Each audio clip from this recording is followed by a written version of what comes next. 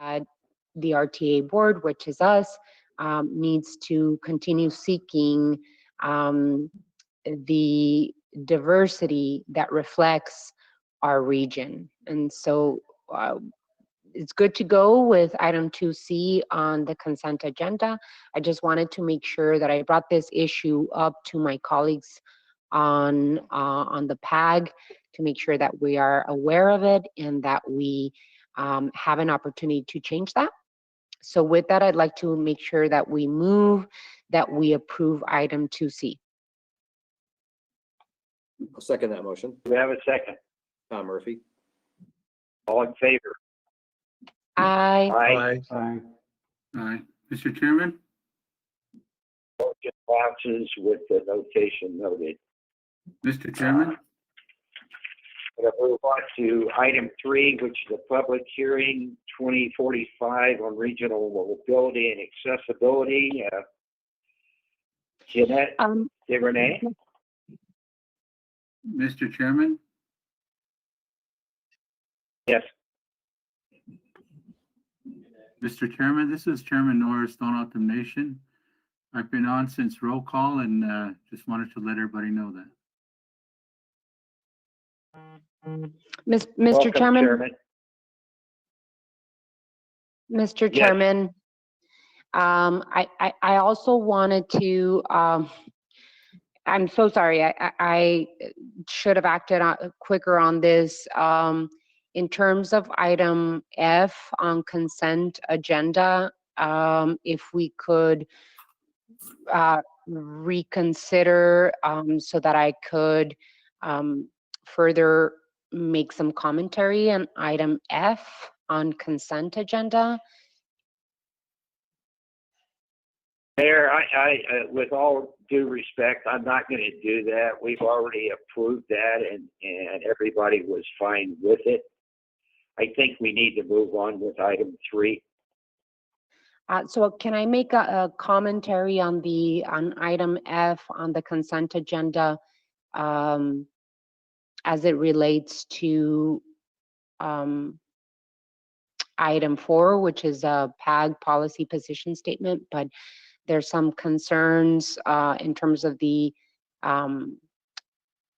item F, which is the advanced communications infrastructure assessment that I'm very highly concerned about. Why don't you make the comment on item 4? So we have item 4. Well, I would like to bring attention to the infrastructure assessment plan, which is concerning to the city of Tucson, and make my statement on this item. On consent agenda item F.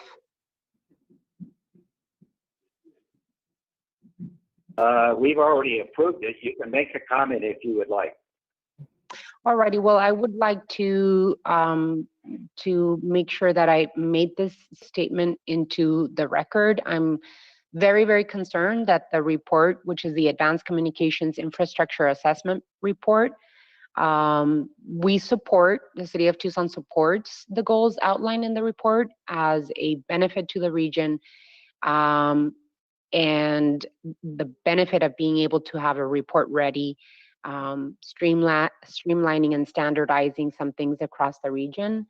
However, it should be noted that this report is regionally focused, yet is not necessarily focused on the issues of the City of Tucson or our adjacent urban towns.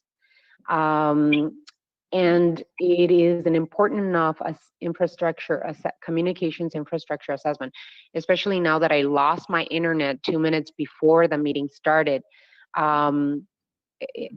Communications infrastructure is absolutely important for the City of Tucson.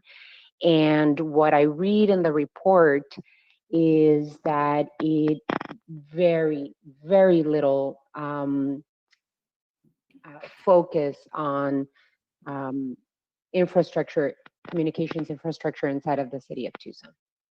So, you know, the main problems are our concern of not being inclusive of the city of Tucson and the needs of the city of Tucson. And so I just want to make sure that I make that part of the record and that we, the city of Tucson, are given an opportunity to reassess the infrastructure assessment and be included in the future planning for communications infrastructure that are very important to, to the future of our city. So I wanted to make that, and we'll look for opportunities for continued discussion with PAG, our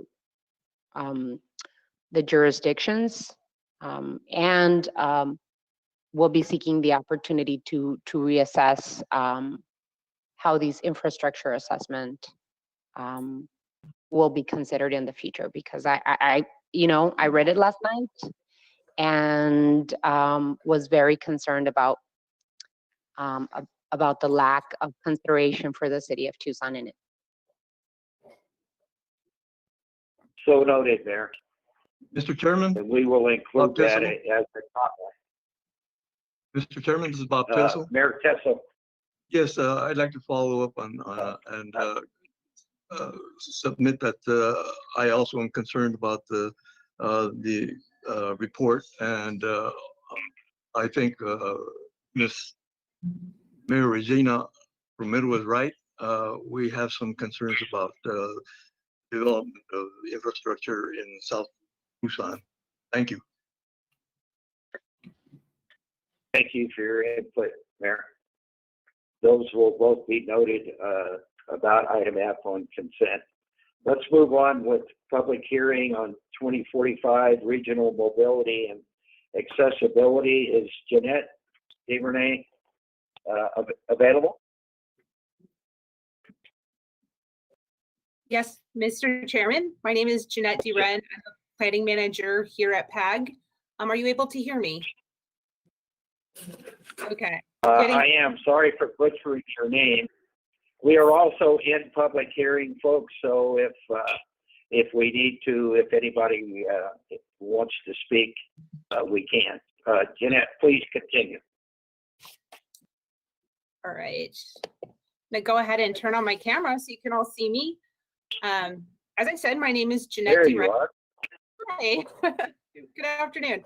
My name is Jeanette DeVren. I'm here to present to you today the 2045 Regional Mobility and Accessibility Plan Update, also known as the RMAP update.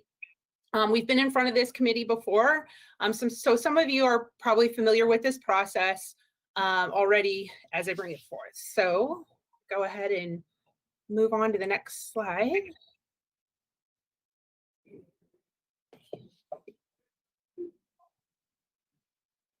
All right. The development of the RMAP began 2 years ago in early 2018, and it started with a meeting with us and our jurisdictional leads to work on developing the project list. In late 2018, we worked on the population and employment projections and began collecting data in partnership with the jurisdictions to be incorporated into our land use model. Early last year, the population and employment projections were approved, and we finalized the land use model. Late last year, we updated the revenue projections and validated the project list with the jurisdictions. In the winter, we took those population and employment projections and built our travel demand model, our performance report, our air quality analysis, and our Title VI analysis. Earlier this year, we sat back down with our jurisdiction leads and presented a draft document and finalized the project list. The TPC and the management committee met earlier in August and September and approved the draft document of this plan. And we also conducted 2 public comment periods, one of which was taking place over the TPC meeting and one of which completed yesterday.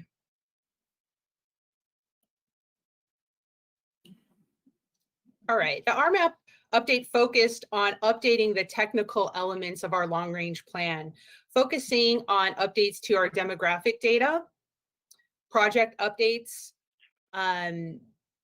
revenue projection updates, and our performance report. The 2016 RMAP update was our first long-range plan that included performance measures. So this update included a report on how the region is trending towards our performance targets.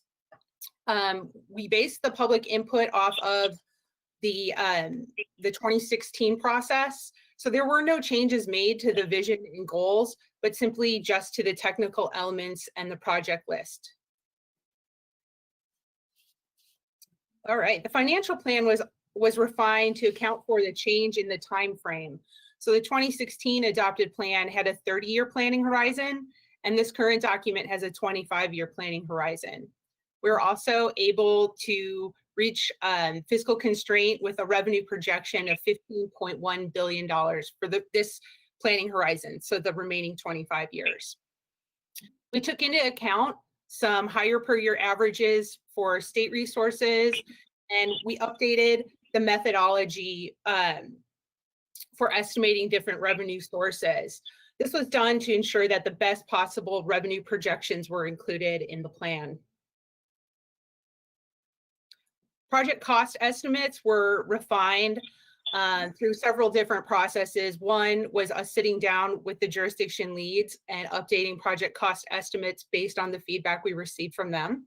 We also refined costs through our RMAP Project Explorer and through RTA cost estimates that were done in conjunction with our consulting team at HDR. Completed projects were removed from the plan, so projects that were completed between 2016 and today. We did conduct some redistribution of funds allocated in the programs category, and we redistributed those into larger, more flexible categories in capacity and maintenance and modernization.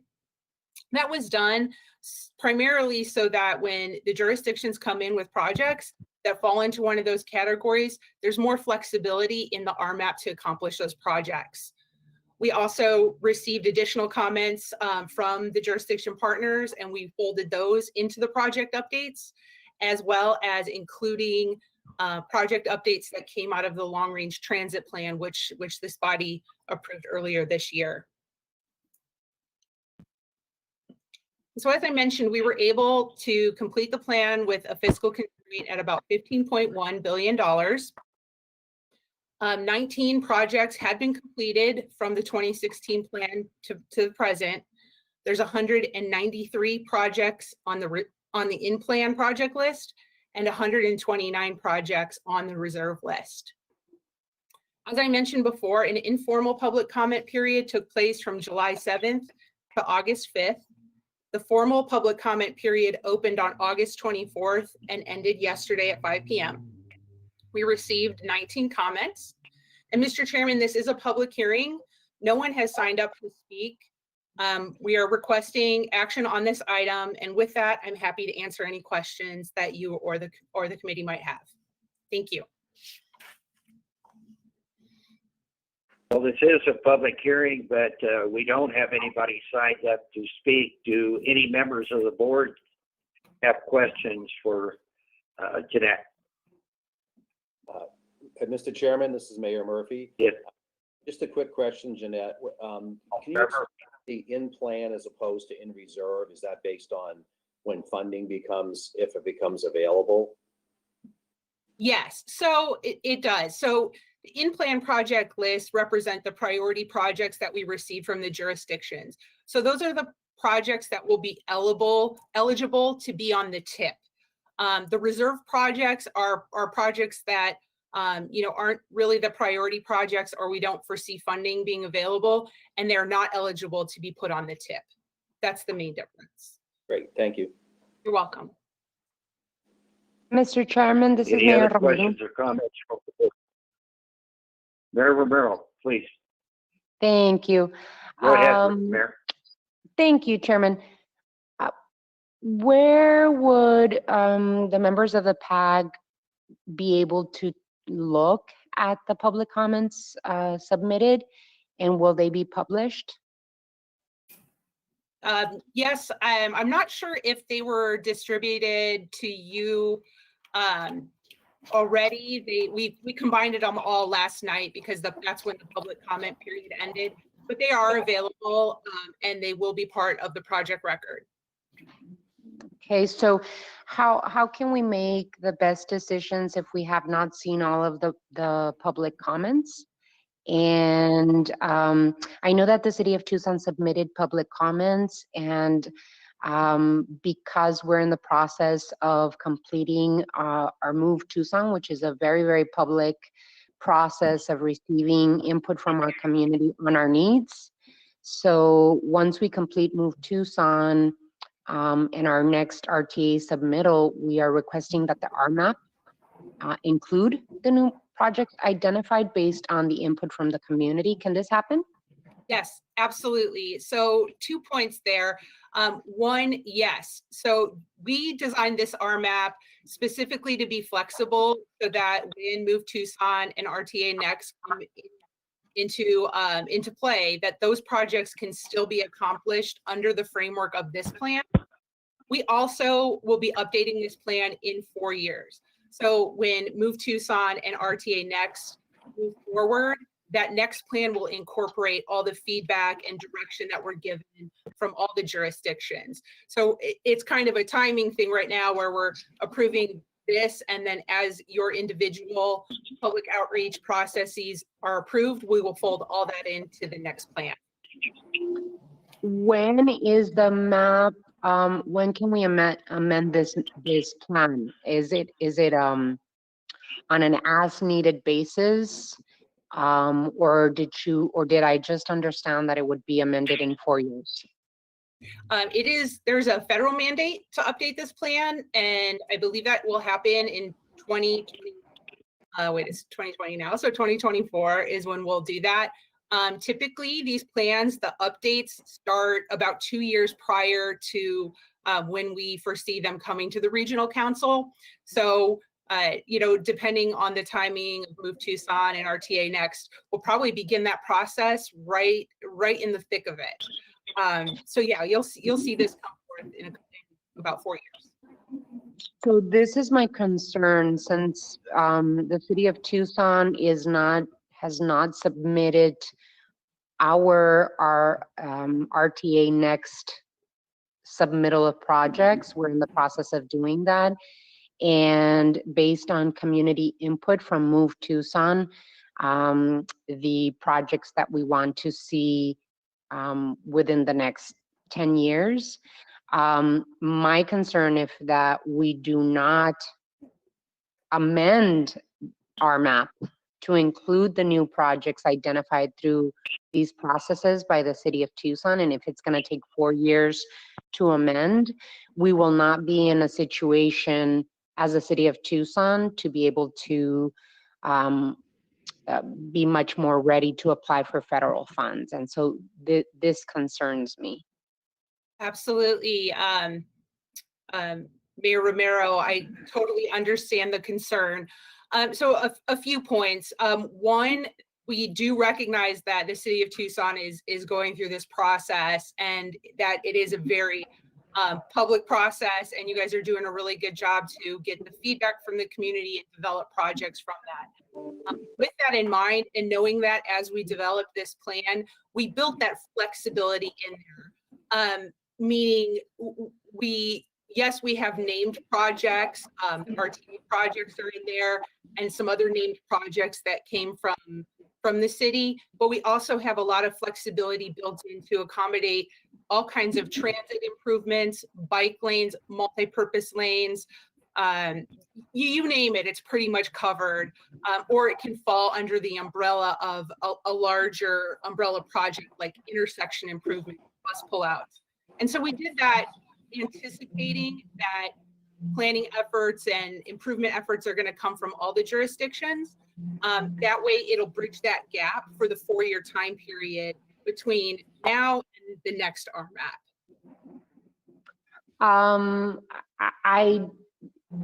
I am not too sure I'm convinced that that would be the best way to move for the city of Tucson. We need to know if the plan is amendable before the 4-year necessary renewal. So Sure. can I mean, I have been told by Farhad that the plan is amendable, that we can put the projects the city of Tucson wants to submit, and that would be that we can amend it on this board. That's correct. So that the RMAP reflects the needs of the citizens of Tucson. Sure.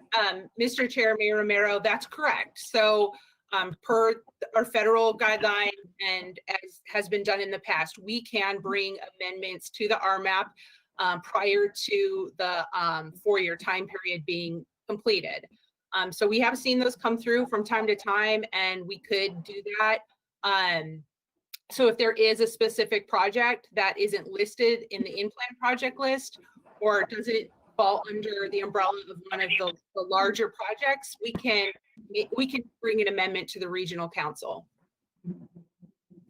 All righty, as long as we can do it before the 4 years, because we, the city of Tucson, want to be as prepared as possible to have these projects based on community input to be included in the RMAP, to be as ready as possible for federal.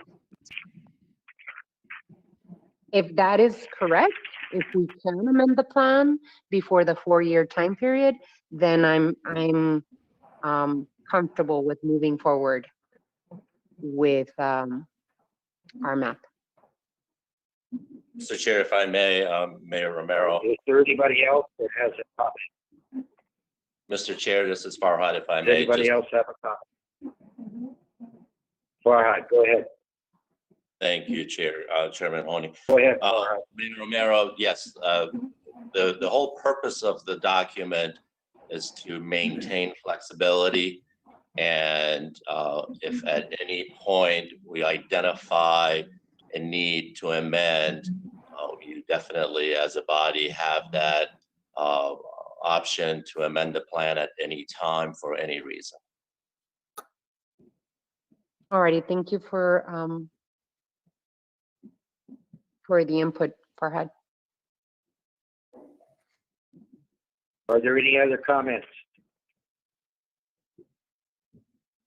If not, we're out of public hearing. Do we have a motion to approve? Motion, Pasquayaki. Second, Mayor Murphy. All in favor? Aye. Aye. Aye. Raise your hand or something. It looks like pretty much everybody's in favor here. I'm getting thumbs up from everybody. The motion is approved. Thank you. We'll move on. Thank you, Jeanette. You're welcome. We'll move on to item 4, PAG policy recommendations. Amanda Bruno. Hi, yes, thank you, Amanda? Mr. Chair and members. Yes, can you hear me? Yes. Okay, I great, can. thank you. So PAG staff is recommending the adoption of policy position D9, which would be to support legislation that streamlines coordination of broadband efforts between stakeholders, including the pursuit of public-private partnerships. PAG also supports lowering bureaucratic barriers to deploying broadband infrastructure, as well as leveraging federal and state monies to construct broadband infrastructure.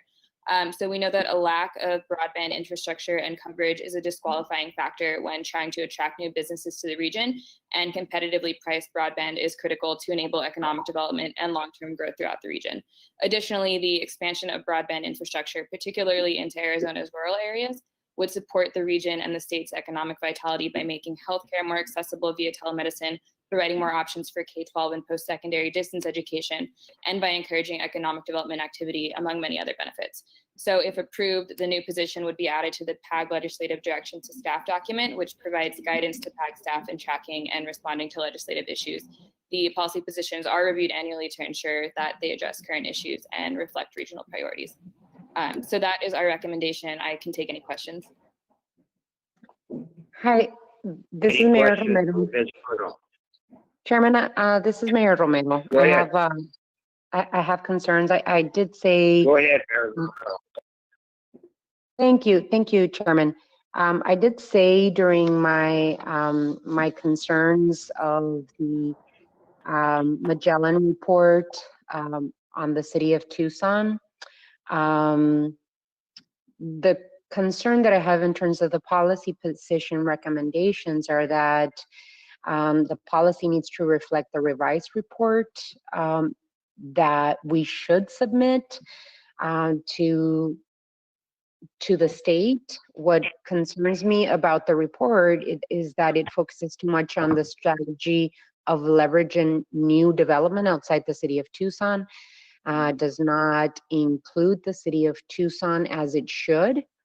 You know, there's examples in the report of new expansion zones, new schools, new community anchors, new ADOT projects, and others. And when we are exclusive of the city of Tucson, then the city of Tucson will not be able to be in a position to take advantage of new opportunities in the report. So I want to, again, at this time, bring attention to the Magellan report as being exclusive of the city of Tucson. And if the report is exclusive of the communications infrastructure for the city of Tucson, we will be in a position as a city to not be in the best position to leverage federal funds for communications infrastructure.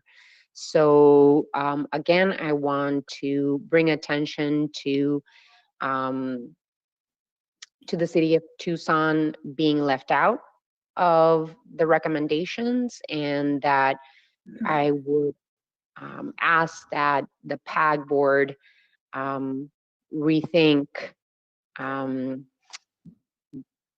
the report, and therefore we shouldn't approve the position, the policy position, if the report is not reflective of the needs of every community in the PAG.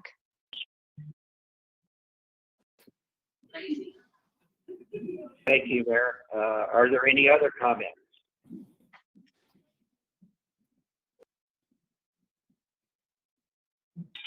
I don't hear any.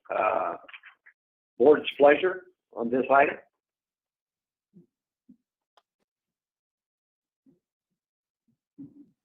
We did, well, Mr. Chair, this is Mayor Murphy. Did staff want to weigh in on that representation of the report? Is it exclusive of the city of Tucson or inclusive? Because all the work that I've been doing with it, it seemed like all of the jurisdictions were in consideration.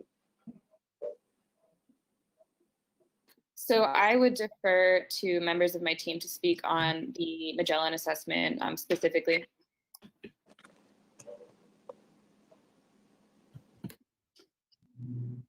Hi, everyone. Mr. Chair, members of the committee, this is Jamie Brown. And I will defer to leadership and others, but Carolyn, Lori, and I were very involved in the development of the assessment, working with our consultants.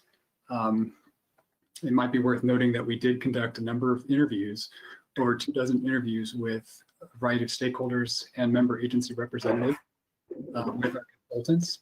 So we did meet with IT staff from the city of Tucson. We also met with a number of others from each jurisdiction. So just wanted to put that feedback in. We also submitted or solicited input on questionnaires from all of our member agencies. So what you see in the report is really reflective of what we received, I would say.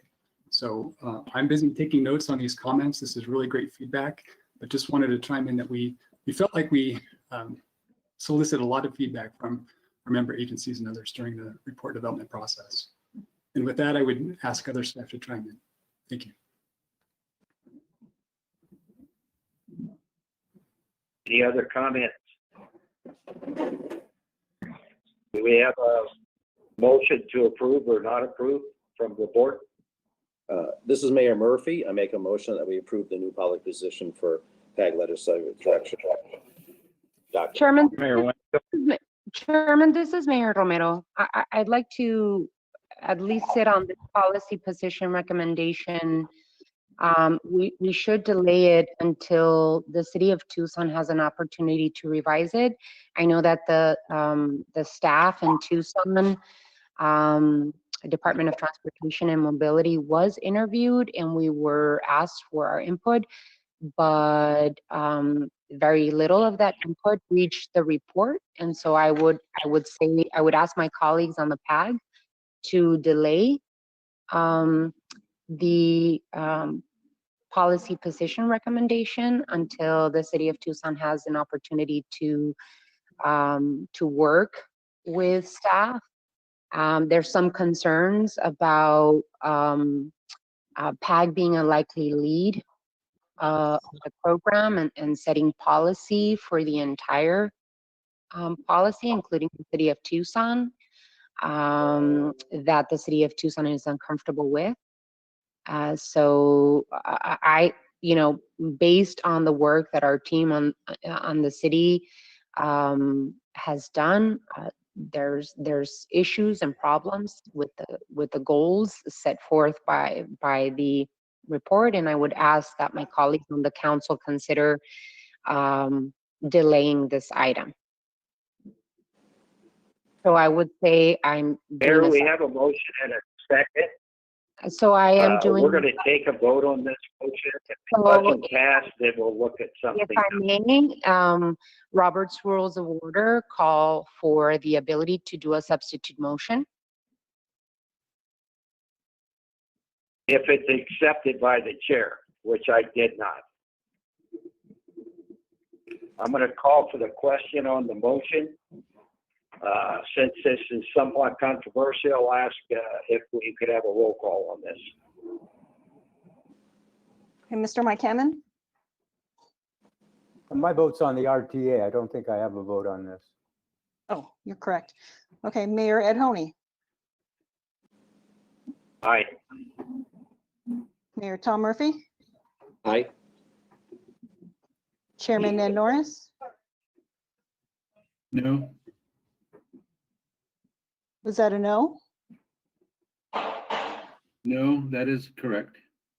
Okay, thank you. Mayor Romero, No. Mayor Bob Tesso, Oh, Supervisor Valadez, No. Chairman Peter Ucapicio, No, with a caveat, is there a timeline that the mayor of Tucson is asking for? thank you. And Mayor Joe Winfield. Aye. Noes have it. 5-3. Chairman Ucapicio, yes, we will move as quickly as we possibly can to take a look at this policy position statement and review the Magellan report. We've done most of it already. We just have very specific input for the report, as you have been hearing my concerns. Yes, thank you. And, when I look at delays, is it, 15 days, 30 days, what are we looking at? And that's the only question I had. I have to ask our transportation and mobility team to give me a much clearer answer as to how long it would take. I cannot imagine more than 15. Okay, thank you. Mr. Chairman? Yes. I'd like to ask staff whether or Chairman not Valadez? there's I'm asking staff whether or not there's a detrimental effect for waiting, say 15 to 30 days to allow the city of Tucson to make those comments to what we're working on in this particular item. Mr. Chair, Supervisor Valdez, Chairman Valdez. No, obviously, again, if you all recall, The whole purpose of this exercise is to have legislative direction from the regional council, so staff is able to very quickly respond to any opportunities, whether it's at the state or federal level, to react and respond to those legislative actions. So we don't anticipate any legislative action from the state in the next 30 days or so. From a federal government level, as you all know, there may be some additional discussions about CARES Act, stimulus funding. There may be some of that conversation going on, but I don't foresee any impact to bringing this item back to you at the next meeting. All right, in that case, then I move that we continue this item for 30 days. Second. I said, I move that we continue this item for 30 days. I heard you, Mr. Chairman. Who was the second? Second. And City of Tucson. Oh, okay. We have a motion and a second. All in favor? Aye. Aye. Aye. So the motion will be moved to the, move forward. We'll move to item 5, legislative update. Amanda Bruno.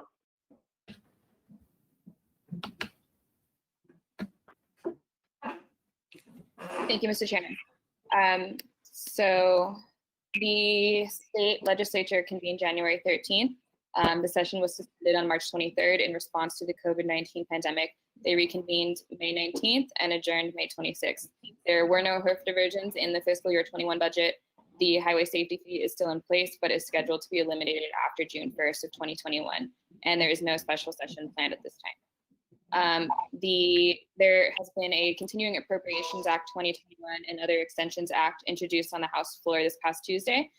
This continuing resolution includes an extension of appropriations for the FAST Act programs. If approved, all FAST Act fiscal year 2020 funding levels will be carried over for the entirety of fiscal year 2021. And there have been no additional COVID-19 relief bills passed since March. And with that, I can take any questions. Any questions for Ms. Bruno? If not, thank you very much for the report. The next item is adjournment. This meeting is adjourned. Motion.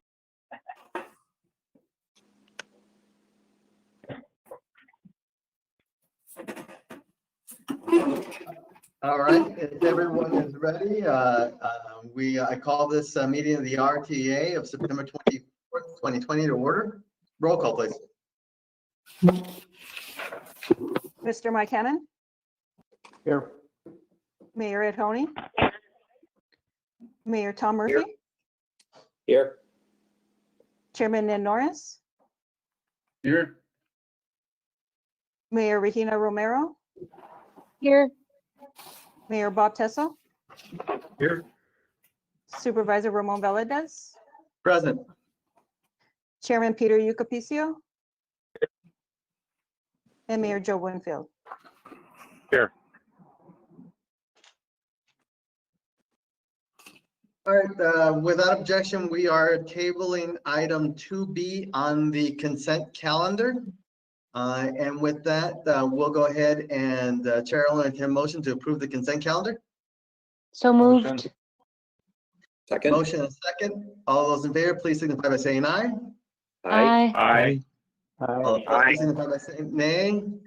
Ayes have it. Moving on to item 3, RTA financial update and fiscal year 2022 through 2026 revenue estimate. Mr. DeGroot. Thank you, Mr. Chair, members of the RTA board. I'll go through this quickly, recognizing the time. Wanted to give you an update on where we stand in terms of the end of last fiscal year's budget. We actually exceeded our budget by $3 million. And that budget had been informed by an earlier estimate. Even the more recent estimate by Eller College that was done last year was exceeded as well. This is what we're looking at in terms of the actuals. You can see that the receipts that we received in May of last year, or of this current year were reflective of the transactions that took place during the month of March. So during the month of March, as we were winding down, we saw a decline in spending, a decline in sales tax revenue of 7.77%. I believe Curious that about who was she met with and what this whole thing is about. that was, I believe, presented to you at your last meeting. In June, we received a deposit that was 12.6% off of what it had been the year prior. That again was reflective of activities that took place during the month of April when we were looking at the in-place or the stay-at-home orders. In terms of our fiscal 21 budget strategy, as you recall, we approved a budget that was 15% under what the LR estimate was for fiscal 21, or $77.7 million. This is what we're now looking at in terms of recent deposits. As I mentioned, we were down for those deposits that we received during the months of May and June. We've rebounded fairly robustly. In fact, the second highest number or second highest value of sales tax deposit that we've ever seen was what we collected or took deposit of during the month of August, and that was reflective of June sales tax activity. This shows our deposits and the year-over-year growth. The year-over-year growth is reflected in the red line. The green bars represent the actual sales tax collections. In terms of how we're doing with respect to our budget, we are exceeding that lower value budget that we had fairly well. And as you can see, we got year-over-year growth over the first 3 months of the fiscal year. In terms of what we're observing, obviously we're in a volatile period. Consumer purchasing rebounded very heavily in May and June after the stay-at-home orders lapsed. What we're really seeing a lot of is construction contracting. That's been huge. We also believe that the CARES Act has had a significant influence on this, and we're aware that as the CARES Act impact diminishes, that may have an impact on our future collections. One of the big things that we've noted is the impact on restaurants, bars, and amusements. I'll talk a bit about that in a moment. We also have seen large volumes in remote sales or internet sales, if you will, and I'll talk about that as well. In terms of prime contracting or construction contracting sales, tax collections, we actually saw the largest amount during the month of June. We collected more money than we've seen since August of 2008. So construction is at a very high level right now. There are also these workers in this industry have been deemed as essential workers, and as a result did not have to adhere to the stay-at-home orders. In terms of what I'm calling broadly the hospitality group, which is restaurant, bars, amusements, and lodging, that's represented 15% of our sales in years past. And as you can see that, that's really taken a beating. And one of the bright spots on this, interestingly, you'll note a little peak up during the month of June there. That was actually reflective of the lodging and increased sales associated with the Bighorn fire, where about 1,000 people came into the region, and many of those, particularly the evening crew, was lodged in hotels during the day so that they could sleep during the heat rather than having to camp out. And then online sales. This is something that we've been very interested in. There's really kind of a break line here. If you look, prior to the pandemic, we were hovering about 6.5% of our total retail sales were done remotely. Since that time, we're up in the 8.5–9% range, and that's appearing to be more durable as businesses. Question mark. Then scan it and email it to us? Question mark. And in terms of what we're looking at on a going forward basis, very much. We believe that TPT sales will be probably tapering off as we look at the exhaustion of the of the CARES Act funding, and we're going to be looking at probably some long-term reductions in that hospitality group, if you will, at least until we have people comfortable enough with a vaccine to start going out and doing those tourist-related activities. Now, on a going forward basis, we've got to develop a 5-year tip. We're in the process of doing that right now. What are we? We're looking at some at modeling some declines in the RTA revenue over a 4-year period of time. We also know that we're going to be looking at losses in HERF.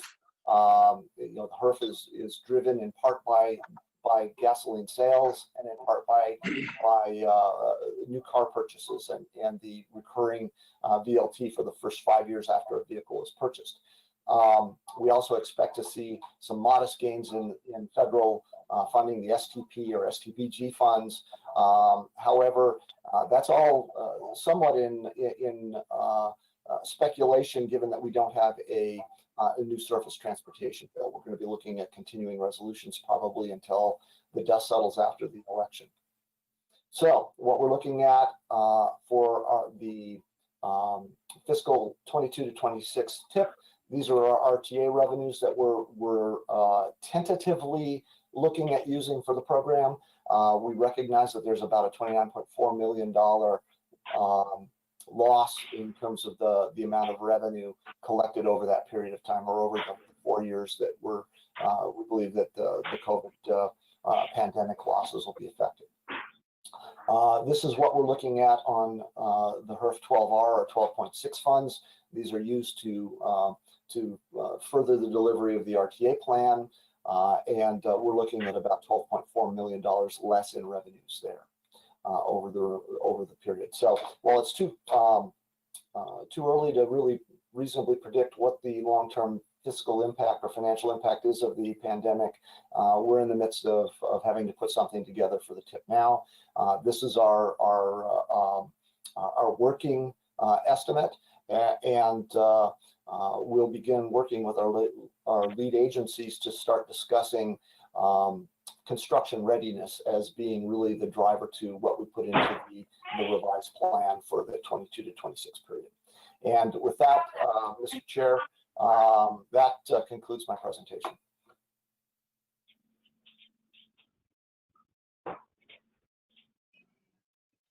Chairman Valadez, this is Mayor Honey. Could I ask Mr. DeGroot a question? Certainly, Mayor. I didn't hear a response.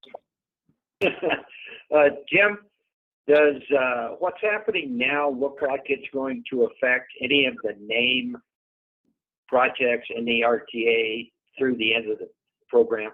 Are we looking at anything being cut back, or are we going to be able to do the name projects? Mr. Chair, Mayor Honey, at this point in time, we believe we have sufficient resources available to us, even with this reduction, to fully fund all of the RTA roadway element projects at the ballot level.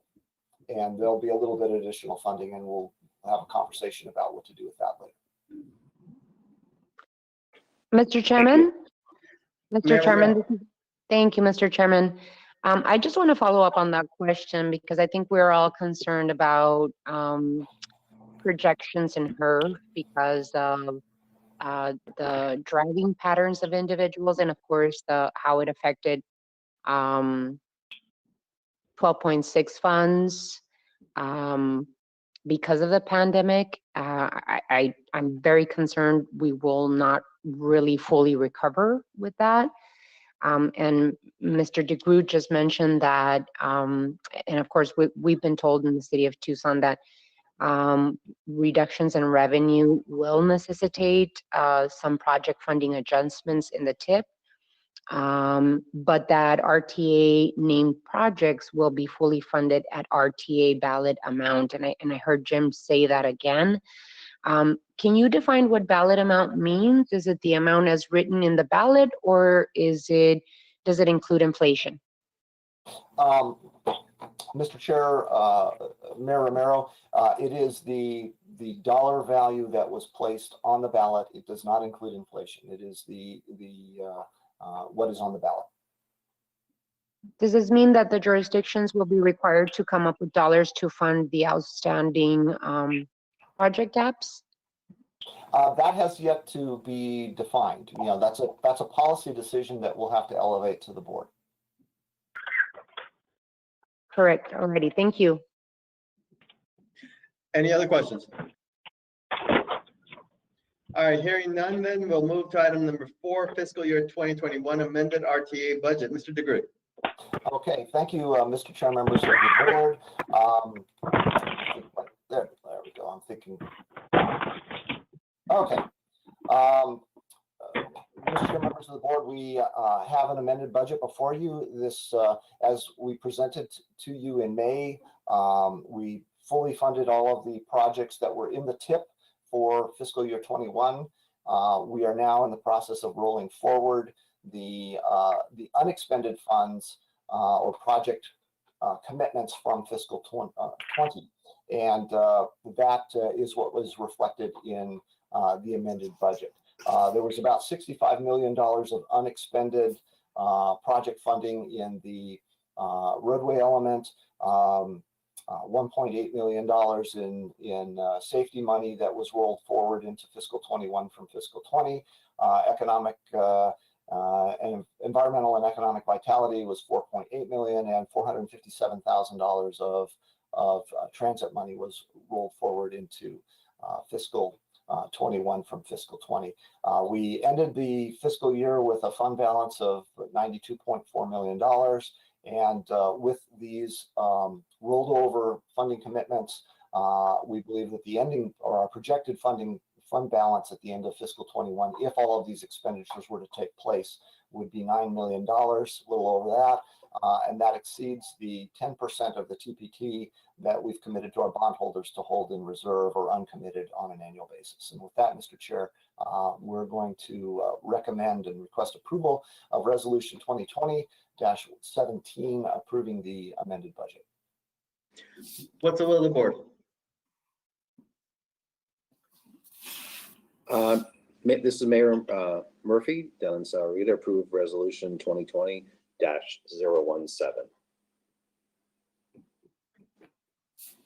Second. I would second that. This is Mayor Mahoney. Motion and a second. All those in favor, please signify by saying aye. Aye. Aye. Aye. Aye. All opposed, please signify by saying nay.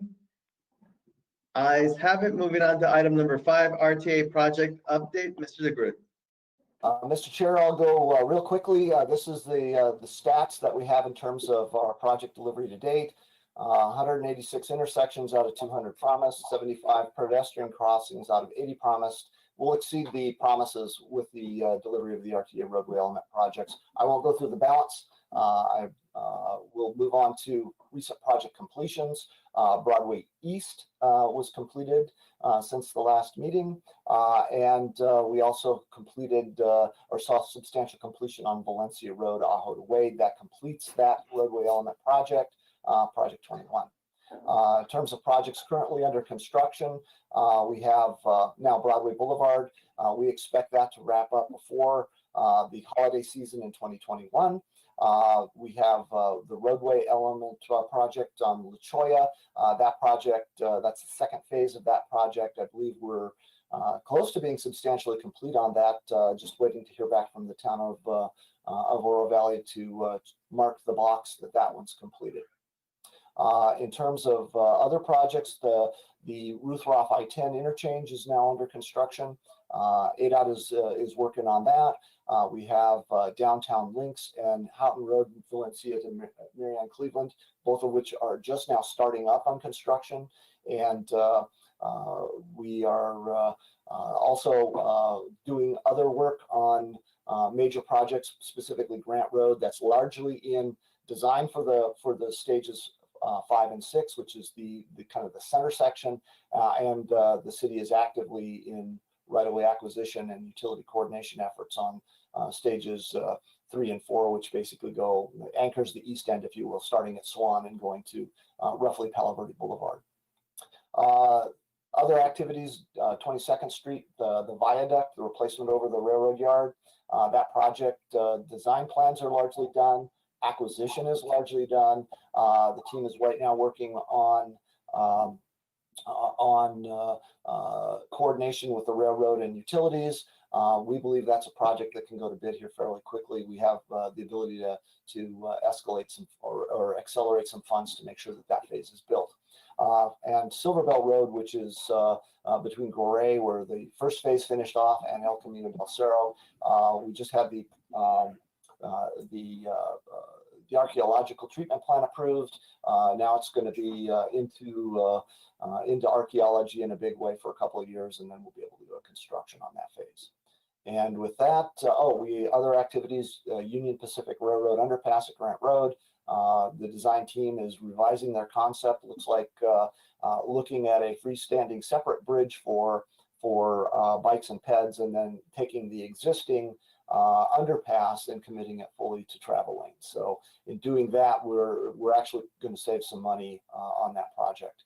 And then finally, Houghton Road from Irvington to 22nd Street. The design is nearing completion. The next step on that is to begin right-of-way acquisition, and then we will be looking at going to construction in a couple of years.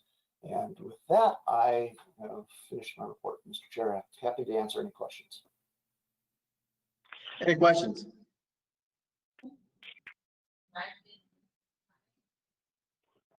All right, if there's no questions, then we'll move on to item number 6, adjournment. What's the will of the board? So moved. That one usually gets done really quick. I'm going to second that one myself. All those in favor, please signify by saying aye. Aye. All opposed, please signify by saying nay. Ayes had it. This meeting stands adjourned. Thank you, everyone. Thank you, Chairman. Thank you.